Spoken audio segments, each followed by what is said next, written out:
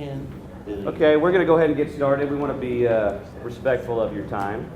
My name's Simon Martin. I'm Managing Director of White Rock Advisors. We're the investment banking affiliate of Chapman Hexton Co. And we want to thank you guys for coming. It's not an ideal morning. The weather is a little nasty out there, so we really do appreciate you guys coming. This is a great time in the history of this firm. This is our 26th year in business, and we wouldn't have been able to make it 26 years in this marketplace without the support of our clients and our friends. So we really do appreciate you coming to these events and supporting us. I want to bring your attention to some things in front of you. There's a copy of the presentation in that folder, so feel free to take notes as they go through it. There's a CPE evaluation form, so if anybody's here wants CPE credit, please fill that out and then return it to the registration desk. And there's a speaker evaluation form in there. If you fill that out, we'd love your comments. It helps us get the right kind of speakers and do what's most beneficial to you. Speaking of that, the handouts and the videos of our previous Aspire sessions are on our website, and this one will be loaded just as soon as possible. So if you want to go back and review it, you can go to our website and do that. Today's speaker is Michael Grant and Jason Sandler, both principals at Digital Benefit Advisors. Michael Grant is a principal at Digital Benefit Advisors, a national team of experienced local employee benefits advisors who create greater value for employers and inspire individuals to become more engaged healthcare consumers. Grant has spent nearly 2 decades in the insurance industry. Prior to joining Digital, he was the co-founder and principal of Group Benefit Associates. Grant and his partner built GBA into a successful agency in the Midwest area, focusing on small to mid-sized companies. Grant is passionate about providing the best healthcare and wellness solutions to each of his clients and building strategies specific to each client's culture and business goals. He attributes his success to being part of a forward-thinking management team that thrives on new challenges and allows him to regularly redefine his day-to-day responsibilities to focus on new and emerging opportunities.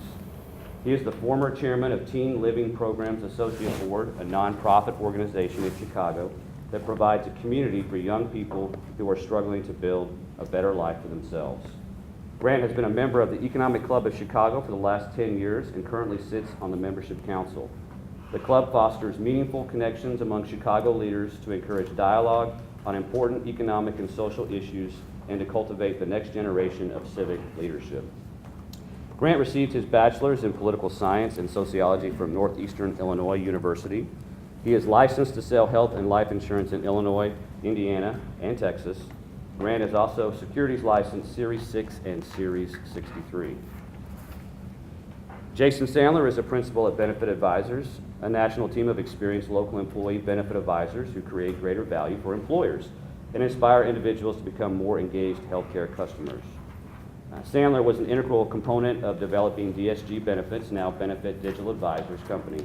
For over 8 years, he worked intimately with clients, servicing their day-to-day needs, and most recently shifting his focus to consulting clients with their benefits programs. Prior to DSG Benefits, he managed a human resources department for a local commercial real estate firm, working directly with agents on benefits plans. Sandler's firsthand experience and strong knowledge in human resources and employee benefits has proved critical to the success of his relationships with his clients. Sandler is a member of DAHU, TAHU, and NAHU, assuming that's very important. Sits on the advisory committee for the nonprofit Community Homes for Adults. In 2015, Jason was recognized by Digital CEO Adam Bruckman as the recipient for the firm's most prestigious President's Award. Sandler also was honored by Business Insurance as winner of the 40 Under 40 Award. Sandler received his bachelor's in business administration from the University of Kansas and is licensed to sell life and health insurance in Texas. Let's welcome Michael and Jason. Great, thank you.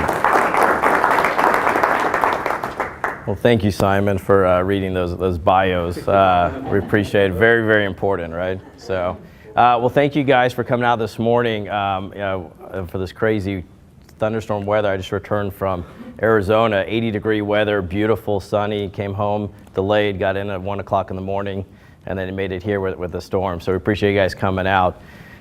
Two things that I know all you guys are wondering. Michael and I actually do not go to the same barber. We get our haircuts at different places. And yes, Michael really is that tall. Just by a quick show of hands, kind of want to gauge the audience. How many employers are here that have employers with less than 100 employees? Great. And how many between 100 and 300? Any over 300? Okay, great. So we got a wide range. Just wanted to gauge the audience and kind of drive some of the content around there. So we're really excited to kind of present some things that I think that you guys will find interesting. It kind of really shifts the pendulum of the environment we're in today from from the benefits world, and so just kind of forward thinking. We believe that this is going to be something that's going to continue to grow demand here in this market as well as throughout the country. By 2020. It's a really interesting article that 1 of every 2 employees is going to be a millennial. That's pretty scary to think, to change the thoughts how we do things today and how we're going to have to do things come 2020 or even before from a retention recruiting standpoint and just delivery of everyday business life. So I'm going to turn over to Michael. He's going to drive most of the presentation. We really appreciate your guys' attention today. Thanks for having us. If as we go through the presentation, if you have questions, we have a small enough group, please feel free to just either ask the question or throw something at me or say, back up. If I talk too quickly, please feel free to just ask those questions. So what we're going to talk about today are some ACA changes, the digital benefits marketplace, which is a marketplace that we essentially built about 1.5 years ago, 2 years ago, and implemented in 2014. We have about 100,000 employees enrolled and engaged in this process. So we're going to talk about our private marketplace, the transitional rise of the consumer and what that's going to do. As Jason alluded to, the millennials are going to drive a lot of this process. And if you're not using technology-backed and technology-based process to drive your employee benefits platform, you could be missing the boat. And so we're going to go through, here's our outline of what we're essentially going to talk about. The ACA, what did the ACA do? It's a transformational catalyst. We're going to talk a little bit about defined contribution. So it's really, we probably remember some of our more experienced guests today, the defined benefit that a company would provide you and then you retired, right? Well, that shifted to the 401k. Well, now what's happened is the employer is defining the contribution and the employee defines the benefit based upon what they want to pay or their need. Rise of the consumer, and then a little bit about our digital benefits marketplace. So we have some upsetting events. You have a fish out of water. And what was that? It was the Affordable Care Act, AKA Obamacare. So what did that do to you? So employers over 50 employees now have to provide a medical plan. You have to provide a medical plan or you have to pay a fine.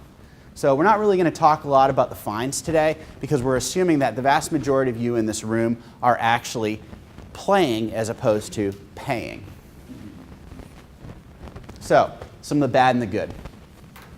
Some higher taxes, penalties, lack of employee education, and difficult compliance standards. So these are some of the issues that as an organization you might be facing today.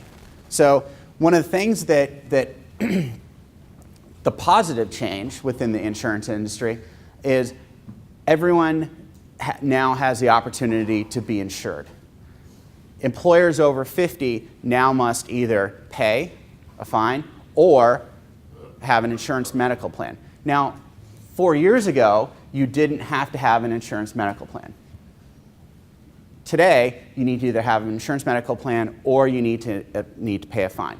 So the vast majority of you are keeping your medical plan. It's just a matter of how are you going to fund your medical plan.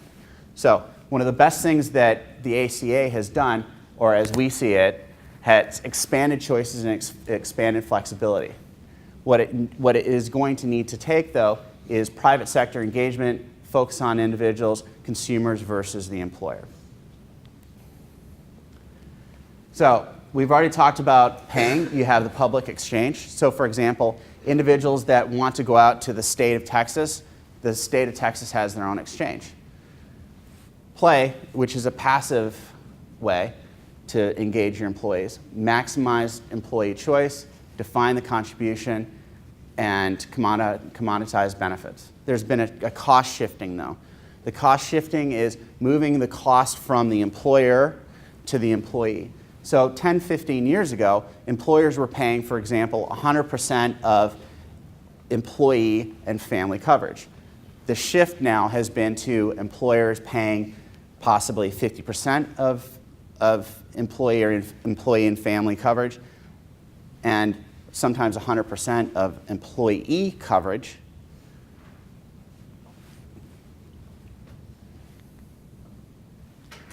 So let's talk about understanding the benefits of defined contributions. You're essentially fixing your budget.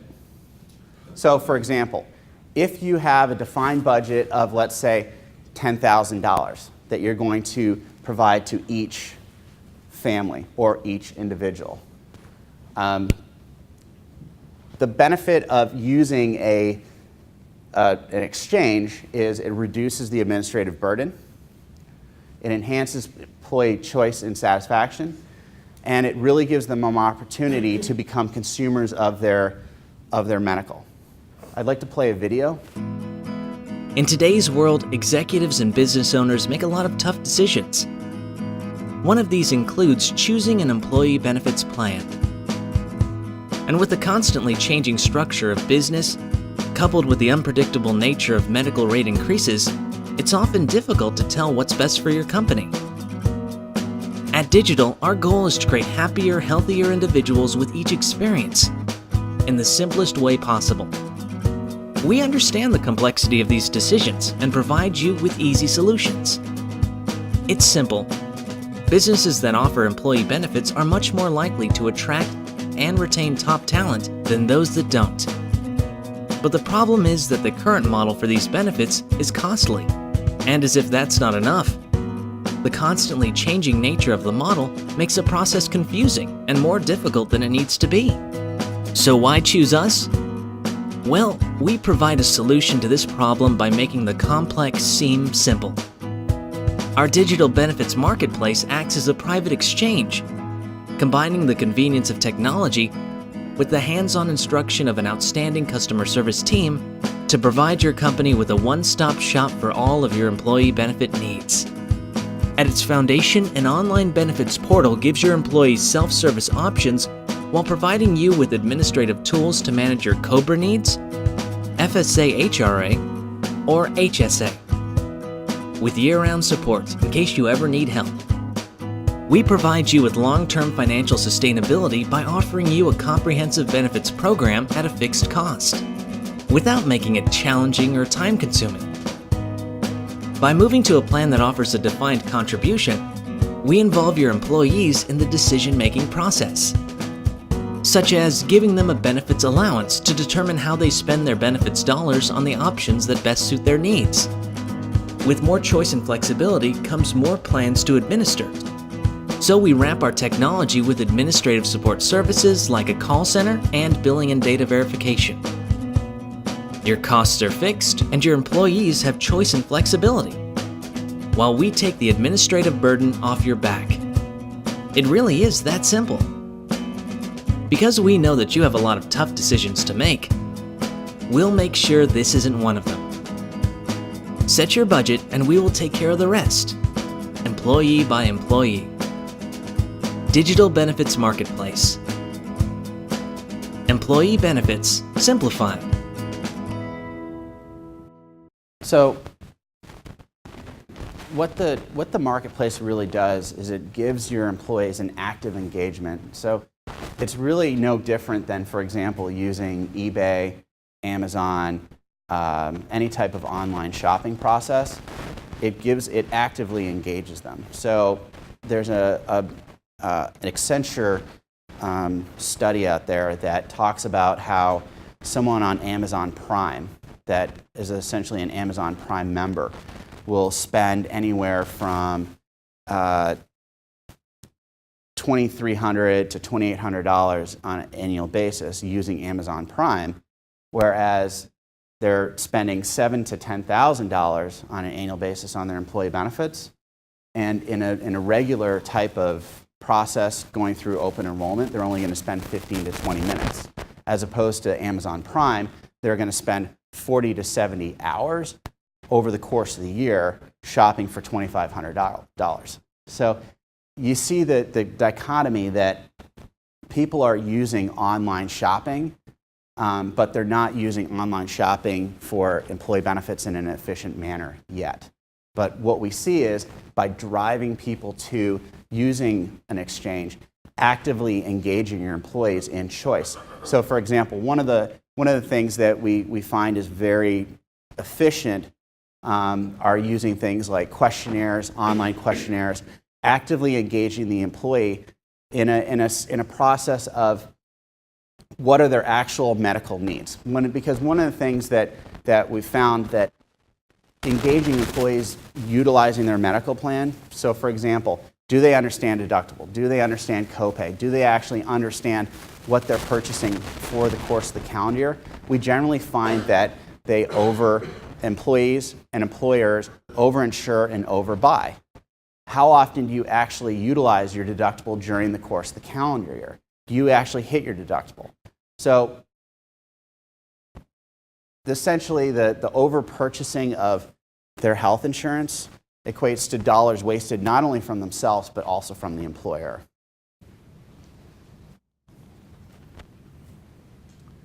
Do you want to talk about lump sum? A study showed that 62 cents of every dollar spent for benefits is actually valued by the employees. If you think of the typical rule of the 80-20 rule, that 20% of the population is going to drive 80% of the claims. So as you keep your deductibles low or you offer these rich benefits, not everyone's going to value or gain from that type of decision-making tools. So by shifting the pendulum to a defined contribution versus a defined benefit, this allows the employees to customize and tailor a plan specific to their lifestyle, their risk tolerance, and their needs. So now you're shifting that from the employer down to the employee level. And today's environment, a great analogy I heard from one of my colleagues last year was, today's environment is telling people that you need to drink 5 gallons of milk. Whether you drink or not, we're going to give you 5 gallons of milk in today's benefits program. Well, I may be a 28-year-old male, single, have no medical concerns, and you're giving me 5 gallons of milk. I may not need 5 gallons of milk. Or I could be 28-year-old male, married, with 2 kids, and maybe my family only wants 3 gallons of milk. So I'm basically pouring down 2 gallons of milk down the drain. So in this environment, in essence, I get a pick that I only need 1 gallon of milk or 3 gallons of milk for my family, but I'm going to get some vegetables and fruits. And that's the idea around the defined contribution versus defined benefit. So here is an example of doing a lump sum. There's different ways to slice and dice it, but where an organization is going to give, or an employer is going to decide and say, we're going to give X dollars to you to purchase your benefit needs. And it could be in the tune of, let's just throw out a number, of $4,000 for your medical spend and $1,000 for your ancillary non-medical benefits. That could be dental, life, disability, cancer, accident, pet insurance. There could be so many different variables that is put onto it to the platform. So, it just really is going to now allow the employees to find the plan that fits their needs. And you can scale that differently around, if I have a family of 2, maybe that 4,000 jumps to 6,000, or maybe jumps to 8,000 if I got a family of 3 or more. So there's ways as an employer can really create a lump sum benefit, and you're now exiting out of the insurance business, getting your employees to make these financial decisions. And Michael alluded to technology. We talked about millennials. How many millennials want to sit in an hour benefits enrollment meeting looking at paper? Most of them want to go online, figure it out themselves through decision-making tools, through decision-making supports. They have access to guidance and support through that process. And that's kind of the model we're talking about from a defined contribution. The other option is you essentially do the same calculation as number 1, but then you split the funding between the health, dental, and ancillary coverage using this below example where you're going to essentially pay 80% of the health care and then allow the employees to use 20% of the remaining dollars to purchase items that they want, whether it's life insurance, disability insurance, maybe funding an HRA, a healthcare reimbursement account, or funding a healthcare savings account, or even funding things like post-retiree healthcare, a VIMA or a VIBA, for example. Would be another opportunity where you're essentially providing them dollars that they can put away for post-retiree health care as well. Another option is you give the and again, our goal is to essentially get CFOs and directors of HR out of the employee benefits business and put it into a system where they don't have to manage it on a day-to-day basis. CFOs do not want to be in the employee benefits business, and HR people don't want to be in the employee benefits business. So this takes that essentially responsibility off them and puts it into an onboarding platform. So the third option is really just tiered funding, where you give single employees X, people with 2 people in their household Y, and then you give essentially employees with families Z. But obviously trying to keep your annual budget within your fixed dollar amount. But at that point, you're giving people what they really need. Another way to do it is tiered allocation. So essentially, you provide, an example would be going back to how we did it in number 3, and then you essentially say, okay, we're going to give everyone, let's say, $10,000 or $4,000 or $8,000, as opposed to just saying, for example, we're going to give everyone 5. What we've noticed is that there's been a move from with the Affordable Care Act, a move from adding medical plans. You have now, instead of having 1 medical plan, you now have 2 medical plans. With using this process, you can now have 6 medical plans. And so you can say, okay, we're going to give everyone $5,000, and then they're going to maybe purchase up an additional $5,000 worth of benefit. So using a healthcare savings account, they can put money into a healthcare savings account. You can fund an HRA with that $5,000 that you're going to allocate towards them. And Michael, so this kind of, for those of you who've been around for a while in the employer space, this kind of reminds you of the 80s and 90s, the cafeteria type plans. Does that kind of ring a bell? So it's not something that's newly invented, but we kind of got away with it in the entitlement of healthcare, where we had to have these co-pays and we had to have these large expanded networks. And it's kind of shifting the pendulum back to what we're doing in the 80s and 90s from a healthcare perspective, from a cafeteria perspective. And I think you're going to see, and we'll be talking about it, I think, as the presentation goes on, but shifting from more of those regional, national type networks down to more skinnier networks or leaner networks, and really trying to create consumerism where people are going to have to keep the integrity of the plan by making, becoming better consumers and better purchasers of the products. As Jason alluded to, one of the issues is with, for example, Blue Cross Blue Shield of Texas. On an individual basis, Blue Cross Blue Shield of Texas for January 1st got rid of, accessing Baylor on an individual plan. So what we saw was at the end of 2014 and 2015, employers scrambling that had initially dropped their medical plan to add a medical plan based upon whether it's the owner of the company or the top management realizing, hey, we need to add a medical plan in order to provide our employees access to care. I think you're going to continue to see from an individual plan basis that a lot of these large medical providers, whether it's Humana, United Healthcare, or Blue Cross, continuing to drop or not do business with the largest providers of healthcare in the state of Texas. And so a rapid shift is underway where you're going to see group medical plans really be the future of healthcare, because the employer is going to need to be able to provide that in order to be able to, the employee is going to need to be able to access care through the employer, because the employer is going to have access to the larger benefits market with the health insurance carrier. On an individual basis, in the state exchanges are losing access to the largest carriers, and the largest carriers, as they start to scale down their networks, you're going to see people move away from state exchanges, try to move into group medical plans, instead of having individual plans move to the group medical plan. So in the public exchange on the left-hand side,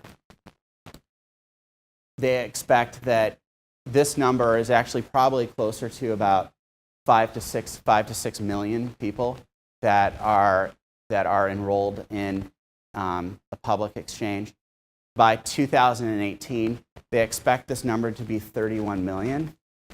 I think that's high. I think that probably it's going to be closer to probably 20 to 30, or sorry, 20 to 25 million. In 2014, in private exchanges. So, for example, Aon's running their own private exchange. They use one with Walgreens. There's about, as of today, there's about 6 million people enrolled in private exchanges. By 2018, they expect, and this is from Accenture, they're expecting 40 million people enrolled. We have approximately 100,000 people enrolled in our private exchange. I think this is an aggressive number. I think that this number will probably be somewhere around probably about 20 million people enrolled in private exchanges, would be my guess. So what's the difference between a public exchange and a private exchange? So the public exchange is anything state or federal government, and it's essentially small group only under 20 employees. Now, the vast majority of y'all are part of organizations that have 50 or more, so a public exchange wouldn't be the right play for your organization. The health plan options are defined by the government. As I said just a couple minutes ago, what we're seeing is organizations and companies that insurance companies peel away from the health plan options that are available on the public exchange. And so again, we really think there's going to be a flight back to employers providing medical plans in a larger manner. So the ACA has created opportunity for us. Ancillary benefits are limited, and government subsidies are available, however, only to small employers. In the private exchange model, the controlling entity is the company or the insurance company. Again, defined benefit to defined contribution, defined contribution, defined benefit. The organization, the company would provide a fixed dollar amount, so for example, $10,000, and then the employee goes online and purchases benefits as needed. So for example, ancillary benefits might be life, disability, crazy stuff like pet insurance, for example. So why private exchanges? We're a believer that online is really the way to roll out your employee benefits program. It's more effective, cell phone, tablet, computer, better, cheaper, faster. It gets the HR person, it gets the CFO out of the employee benefits game and really into doing what you do on a daily basis that doesn't include managing the employee benefits. More robust user support. The better risk selection profile, as Jason mentioned, it's really about engaging the millennial. It's really about engaging your people. One of the things that we find that you're driving down 75, you're driving down the tollway, and it drives me crazy, is it says, Baylor Medical Center, this center for the ER, 3-minute wait, right? Or a 5-minute wait or a 15-minute wait. That makes me nuts. If you have to go to the emergency room, you don't care about the wait, or you shouldn't, right? You're going to get in there and they're going to rush you in. There needs to be a change within how people utilize healthcare. There needs to be a shift to consumerism. We think that that's the direction that it should go. I don't know what the tipping point is going to be. I don't know what the ACA with the Cadillac tax going, which has now been pushed out to possibly 2020, depending upon what's going to happen in the election. But there needs to be some kind of tipping point. I don't know what that's going to look like in the next couple of years, or what it should look like. This is essentially the new insurance landscape. Jason, do you want to talk about this slide? So as Michael was alluding to, we really feel that the public exchanges, which in Texas is actually the federal exchange, and the state exchanges throughout the country, are really going to lose momentum, and they're going to see participation decrease for a couple of reasons. To give a quick example of Texas, and I think Michael talked about, is going to expand on it, is in Texas, Blue Cross Blue Shield, which is the big bear in our marketplace, at least on the individual small group world. They drive the market share here. they got out of the individual business. I know we're not talking about individual business, but this is going to give you an example. They got out of the individual business, their larger, sorry, not out of the business, but got rid of their largest network, their PPO network, as of January 1st, 2016. So they lost about $400 million just on their individual programs in Texas because that they no longer could do individual underwriting in the individual market. They were forced to take on the good risk and the bad risk. And if someone asked me what care to go to on the individual market, I would always tell them Blue Cross got the most expansive network. They had the best variety of plans, had the best price points in most situations here in Texas. So that kind of gives you an example that now they exited out and they're no longer offering their large network on the individual side. They offer an HMO network. Texas HMOs really aren't that strong, but their HMO network is very, very, it's called the Blue Advantage, and it's very disadvantaged. You get about 15% overlap of their primary care and regular doctors in their HMO network, and about 50% of the hospitals. So you're talking about this very expansive, large network here in Texas, now shrunk down to a very small network. And so we believe that's going to be a constant trend in the public exchanges, the federal exchange, the state exchanges, and cares are going to go to these more leaner networks. Maybe not as extreme as Blue Cross, so to speak, on here in Texas that they went to on the individual market. And because of that, there's going to be a bigger growth or opportunities in the private exchanges. So here's some examples of the segments. About in 2011, there's about 170 million on the employer-sponsored insurance, and that's going to go to about 150. Where you're going to see the biggest growth is, and this is based on the aging population of people approaching Medicare, is going to be about 118 million on Medicare, Medicaid, government programs. Today, or in 2011, is 86 million. So this is going to be a shift where you're going to see a widespread of people are going to get out of the exchange business or the federal exchange, state exchanges. The employers are going to want to go to more widespread choices for employees, talking about shifting that pendulum down to employee engagement, employer contribution versus defined benefit programs that we have today. Get 49 million uninsured, and then with widespread exchange, 32 million uninsured. I mean, the whole reason for this ACA thing, right, was to get rid of all the uninsured, make sure everybody had insurance. You're still showing 32 million uninsured people in 2021. Yeah, based on the study, but one thing to keep in mind is that there's going to be some constant shifts to the program today, the Affordable Care Act as we know it. We've got some upcoming elections, later this year. So we're not going to see a whole lot of shifts. We'll see some minor shifts up until about June, and then I think everything's going to be on pause. So we'll see what happens. But a lot of the shifts also going to be that you have the baby boomers are aging into Medicare and some government programs. Now, how sustainable those are going to be from a long-term basis, and will they be around to the tune that we have it today by 2021, we don't know. So this was obviously a projection, but it kind of just talks about the wide changing landscape of where we were a few years ago, pre-Affordable Care Act, and to where we are today and going. So, but good point. I think it's important to understand that really what the Affordable Care Act did or was that it was insurance reform. It really wasn't, I think I was talking, who was that? Chris? Right. I was talking with Chris. You didn't wake up January 1, 2014, go to the doctor, and your doctor didn't perform anything differently with you because of the ACA being implemented. All it is just, it's an insurance reform process. What they probably should have done was expanded Medicare and Medicaid, and that may have done essentially the same thing as what this essentially was trying to accomplish. But really, it's a fresh start, rise of the consumer. We talked a little bit about how we think millennials are going to affect healthcare and how you need to deliver healthcare to your employees. So let's take a fresh look at employees as consumers. Okay, so common perceptions: our employees won't understand. They don't have internet access. It only takes 2 minutes to make their selection, and they rely on me to assist them. So CFOs, HR people. Mostly from the HR perspective, we've got to get out of coddling your employees. It's like the 401k. You provide them a 401k, but you really don't provide them any guidance. You don't say, hey, you should put your money in this S&P 500 fund, or you should put your money in this bond or index fund.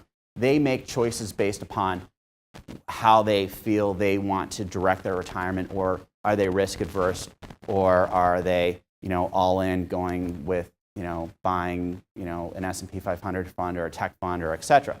So why would you do that with their medical plan? This gives them an opportunity to essentially choose from one of 6 or one of 7 or one of 8 medical plans that best suits their needs.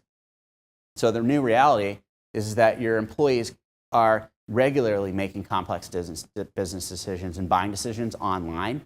They have access to technology, smartphones, social networks, Facebook, etc. They're using Netflix, Amazon, online banking. So let them engage in the process, and hopefully that engagement in the process will drive down your bottom line and drive down your cost of your entire benefits platform. Just an interesting statistic, rise of the consumer. These are all the items: life insurance, car insurance, downloadable music, clothing, books. People buy a lot of stuff online, and by engaging people in an online process and actively engaging them, the goal is to obviously try to reduce your cost. So just like Amazon, just like eBay, just like all those online processes drove down the price of product, the hope is that these exchanges can hopefully drive down not only the cost of the health insurance for the individual, but also the cost of the health insurance for the employer. Yeah, I was just going to add, so the study showed, I think it was 40 to 70 hours on average a family spends on Amazon a year, and they spend about $2,500. On the flip side, a family that spends about $7,000 to $10,000 on insurance needs, health, dental, life, disability, spends about 25 minutes a year in that selection process. So we believe that we got to put more time and effort in for the employees to be able to be engaged. There's decision-making tools, so if someone wants to just pick the flavor of chili, they can pick the flavor of chili, and the system will kind of give them the recommendation of what plans to select. Or the person that's the student of the insurance and wants to pick the right plan for their family and really evaluate every line. They've got the ability to go online and figure that out through call center capabilities as well if they want to talk to someone live to talk through that process. Doesn't mean you get rid of the employee education. You kind of minimize it down from a perception of the millennials aren't going to want to sit through these long-winded hour and a half presentations with a stack of paper, but it's going to be the same access to do online. How are people buying the other 95% that don't buy it online? What's their process for buying it? And as that 5% increases, who loses? I mean, which intermediary sort of will lose business if that happens? So there's probably the far majority, I would say, in the under 100, maybe even under 300 space, really aren't using technology platforms to purchase their insurance for the employees. It's still a paper environment, whether it's a handout, an application. It's the same thing from an onboarding perspective. If I got hired by a job today, some employers using a whole onboarding tool where they fill out the information on online platforms. I put my name in once, my social security, my address, and it spits into all the I-9s and the W-4 forms and all the stuff that my employer wants, right? And so I'm not having to redo it. I can sign electronically, hit the button, and that's before I get hired. So I go to work day one and I'm ready to go. But the far majority of people are still in that paper environment. So you're going to see, I think, a shift where there's been, I was talking to someone earlier today, they brought up the word Zenefits, and Zenefits, for those you don't know, is basically an HR management tool that really was a big disruptor in the insurance business because they brought technology down to small companies. Their system was they really didn't do a good job because they're not insurance consultants or brokers. I like the word consultants. So they weren't able to give the insurance guidance. That's where I think they fell a little bit short. But what they did is they really required people to pick up their game from a technology standpoint. So there are technology options down to the small employers today's environment. It's not connected to the carriers the way it is in the big environment because the carriers aren't ready for those data feeds. However, it simplifies the process. You're getting clean data. So there's solutions down market that have come and will continue to expand and get better. Yes? It doesn't take a lot of technical knowledge to buy clothing, books, hotel rooms. You get into something like medical and health insurance, that's a little more complex when it comes to terms, terminology, and is it possible to make it more like consumer? Yeah, it really boils down to just how things have been done in the past as opposed to how things are going to be done in the future. So, for example, there's a company out there called Jellyvision. that builds employee engagement sites. So for example, they work with Target, Walmart, Costco, for example. And literally, the employee goes through video set of questions. So for example, right now, using your PBM, if for example you have a pharmacy benefit management, you're self-insured, right? 25% to 30% of your actual spend in your medical plan is coming from your RX. Well, we were just at our national convention, and that number in the next couple of years, within the next 3 years, is going to go to 45. And you know what? It's even going to go further in the next, by 2020, it's probably going to be closer to 50%. Because what's happening is, as we are aging and graying, the doctors are prescribing more and more and more medications. Your RX spend is going to go up significantly to the point where it might be 50% of your medical spend. So the engagement on a annual basis of the employee actually going to the doctor is actually decreasing, whereas your RX spend is going up. So that's where engaging the employee, asking them questions, right, and engaging them as a consumer, it really creates price transparency and great awareness and engagement, and equals control, which equals demand for choice. Because they might not be going to the doctor as much as they used to. You're using things like teledoc, using things like concierge medicine, for example, where they're going to the doctor less, but the prescriptions are going up. So utilization and the actual cost is going up.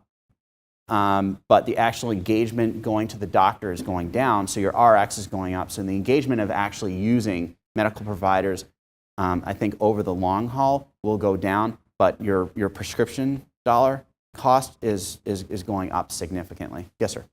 So I can't speak from in HR, but from a user, I'm trying to figure out how it's going to simplify my ability to make a decision. I think of car insurance. Yeah. I can choose how much of my premium is going to be deductible, how much is going to be liability. Each one of those is priced separately. Do you think health insurance is going to go to that, or we can say, well, we only want a certain deductible on our prescription, and it'll be this much, or we can go higher deductible? That's exactly it, and that's the direction using instead of. Hang on, hopefully it's connected. Right now, we just get a single amount. Yeah. And you can choose 3 or 4 plans to get a premium, and you don't get breakdown. I think that it's going to move towards this. All right.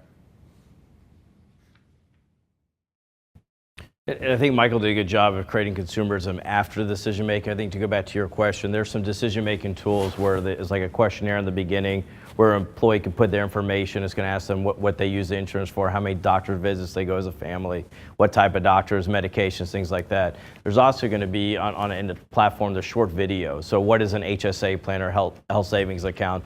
What is a narrow network or ACO network? There's going to be short videos that are going to give us some explanation. There's going to be details for the people that want to read about it as well. And then there's going to be call centers, so people can pick up the phone and talk to a live person. There's going to be chat as well, capabilities where they can chat with an individual and ask their questions. For someone that says, I'm pretty close to making my decision, I don't want to get on a long-winded conversation, but these call centers are going to be licensed insurance experts that aren't going to be commission-driven. So not trying to push product, they're trying to drive education so they can make informed decisions. Now, I'm sorry. Yes. I can't speak on everyone, but they're actually located here in the United States.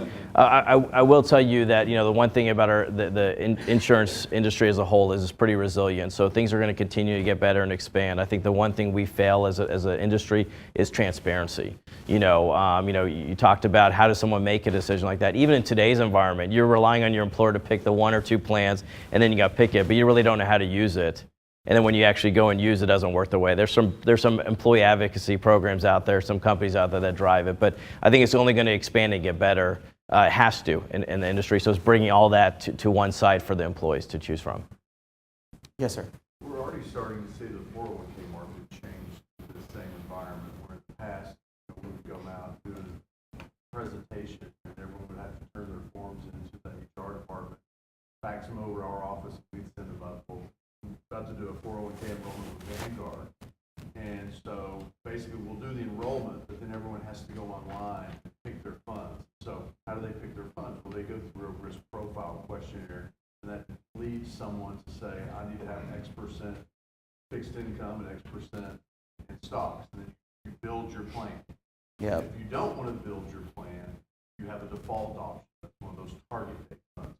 So one of my questions is, in the past, if someone wanted to enroll in the plan, they could turn their forms in, put 100% money market. I'd come back out and do a review meeting a year later, stock market's up 30%, and they were sitting in cash for the year. So the new plans, when the client signs up and they don't pick a fund, they're automatically defaulted into the target date fund based upon their age. How does this work if someone is given this money to go sign up for benefits and they don't go online? Great question. So I would consider that kind of a passive enrollment. So for example, if you've got 500 employees, what you would do is you would default everyone into, just from, my CFO brain is you're going to default them into the plan that's going to cost not only the employee the least amount of money, but also the employer the least amount of money. So that might be, for example, the high deductible medical plan, right? And I like your use of the word risk profile, because I think that's the best description that is going to create, our friend in the back there said, customization of your plan. Because we're all about customization now. When you go to the car dealer, Henry Ford said you can have one car as long as it's black. Okay, well that doesn't work anymore, because people can go on eBay and order your Mac in 4 different colors, right? Is yours pink? Right? So really, customization is the wave of the future, and and different strokes for different folks. HMO, high deductible, PPO, but not only within that high deductible, there might be 3 different options. There might be a $3,000, $6,000, $10,000 deductible, because you're okay. Because now with the ACA, you have to have health insurance, but you might have a $10,000 deductible because Jason might have $30,000 in his HSA, so he's okay with that risk. Question, sir? Well, I think the issues that I've seen a lot with even the health insurance benefit just from the employer and the employer standpoint. For example, I just had a huge conversation with my employee the fact that, so this time around when we rolled out our benefits, we basically tried to do, like with Blue Cross Blue Shield, you have 3 different networks with 3 different plans with 3 different deductibles. At that point, as much as we're trying to give them options, there's the lack of education of, even from the insurance side, what is a network, what is that covering, what type of doctor is covered under specific networks. So what happened is that the employee happens to choose a specific network that doesn't have a doctor. Doesn't have a doctor, and then they did a surgery, and then just got a bill for $100,000 for a surgery that was like a network. So, for me, I think from the standpoint is, I think it takes both sides, because I think there's a lack of education even from the provider standpoint, trying to give more transparency. Okay, if you choose this doctor, you should be in this network. If you choose this doctor, you have to be this network. Nobody knows, and then the concept of network of doctors is a fluid concept at that point. You got doctors coming in and out of the plan. I mean, you just make it, at the point, it becomes so ridiculous trying to figure out, okay, I'm just gonna roll the dice and order, and put something, and hopefully if I go to the doctor, it's covered at that point. So I'm just trying to kind of figure out how do you bridge that gap, because for me, is the lack of education from that standpoint makes this whole concept of choice much more difficult at that point. It does, and that's that's where employee engagement is really important, and that's where, just because the 2 of you have State Farm doesn't mean you have the same State Farm coverage. Just because you have Blue Cross Blue Shield doesn't necessarily mean you have the same Blue Cross Blue Shield, meaning one has a bigger network, one has a smaller network. And even in for example, with HMO networks with Blue Cross, there's 4 different HMO networks that Blue Cross might have. There's 4 different PPO networks. And so if you select the wrong network, you're going to run into a situation like your staff member ran into. And so by using an online benefit and online engagement, using the risk questionnaire and using the risk profile, that helps bridge that gap. I think we got to stop coddling the employees. And in that scenario, I think just more education needs to be done. Access to the information, whether it's through call centers, through live chat, through whatever it may be, is you got to give the tools for those employees to make those decisions. But if that employee doesn't reach out and take ownership, there's some point that you can't be responsible for that anymore. That's an unfortunate situation. That's a very costly, change. But, just like today, you go in and I've got employers that say, well, we can't do technology because not everyone has a computer at home. And then you ask the question, how many people have a Facebook account? I personally don't, but I guarantee you that 99% of the employees do. And if they don't, at Facebook, they have something else. So they have access to technology, smartphones, get some computers in the, kiosks in the office. I mean, there's ways to get around it, but you can't just today decide I don't want to do it and implement it tomorrow. There's got to be a big transition curve. It's got to be the proper education, planting the seeds for employees. They're not going to retain a whole lot of information in one meeting. So even doing, kind of series, lunch and learns, things like that. So I think we're almost out of time. We got 1 or 2 minutes left, and we're happy to stick around and answer any questions for you guys. I know we left off a few slides, but I think there's a question here. Oh, yes. Do you have websites in Spanish and call centers in Spanish? Yeah, we Yeah. do. We certainly do. We're in yeah. Texas, so we have to. Yeah. Does anyone have any questions about digital benefit marketplace? Maybe about digital benefits in general? We have a piece in there that describes who digital benefits is. We are the largest employee benefits only brokerage company in the entire country. We are an Inc. 5000 company for the last 9 years. And if anyone would like to engage with us, we'd be happy to talk with you on a one-on-one basis, not just about the digital benefits marketplace. Obviously, that's why we're here today, but employee benefits in general. We really appreciate you coming. I have a question. So Yes, if sir. a small company engages you guys for the first time, and certainly there'll be a number of employees who are not very digitally skilled. What do you do to each of the problem? I mean, you can't just throw them and say, you go back buying on buying books and stuff like that. I mean, Yeah, so it's an entirely different. yeah. There's two things here. First is, even if they are buying books, it's something that they do over and over again. It's tangible. They can touch it, too. This is the kind of thing they're going to do once a year. Yeah, it's an Don't engagement. remember that. Yeah, it's an engagement process that it's really the way that we advise our clients. A lot of advisors, our competitors, et cetera, see it as open enrollment as the end game. We really see it after open enrollment and after this process. It's a process during the course of the calendar year. So that open enrollment is they see that as the start. We see it as the end. The process starts January 1st through December 31st, engaging your staff, utilizing the online process over the course of the calendar year. And then so once you actually hit your open enrollment process, they're actively engaged and they understand how to use the website, how to engage them, educating them on a monthly basis or quarterly basis about, hey, open enrollment's going to come up this year. You're enrolled in this plan. You might be better served to take a look at this, as an example. And it's a long-term strategy, so it's not a rip the Band-Aid off approach and start it tomorrow. It could be something where you just change and expand what you're offering today. If you're offering one plan, offer 2 or 3, change the contribution structure, kind of do a 1, 2, 3 year strategy. So it doesn't mean you just jump off full-handedly, but education is the biggest thing. I always say it's like real estate. It's all about location, location, location. Benefits all about education, education, education, and you got to give the tools to the employees. And as a consultant, that's what you should be leaning on. So whoever you guys use and partner with, they really should be helping drive that content, education, have an online portal for employees to access it. Because the problem is you make decisions today, but you actually don't know what your healthcare needs are going to be 3 or 6 months from now because something changes. So. You're talking about educating employees, right? Not the employer. Employees, it has to be employees because you got to get out of the business. You're the employer's making this decision, and there's no way that you can make the right decision for me, for Michael, for everyone in this room, and that's for population size that you have. You're offering 1, 2, or 3 plans that still won't meet the needs of employees, but you got to get them educated to make the most appropriate and prudent decision for them, not do what the person next to them is taking, and it's going to take some time. to get them kind of, depending on the population and their knowledge. But there's different ways and means to do that. So I know we're over our time. Sorry, Simon. Well, no, I think anybody that needs to have questions, they're going to stick around in the front. We'll do that one-on-one, but we do want to get people out of here on time.